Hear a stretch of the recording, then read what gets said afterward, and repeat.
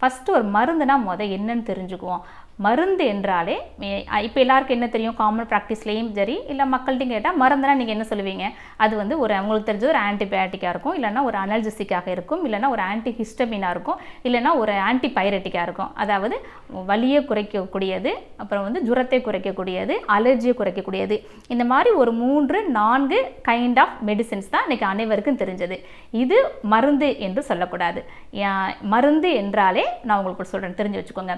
மறுப்பது உடல் நோய் மருந்தெனவாகும், மறுப்பது உளநோய் மருந்தெனவாகும், மறுப்பது இனி நோய் வாராதிருக்க, மறுப்பது சாவே மருந்தெனலாகும்.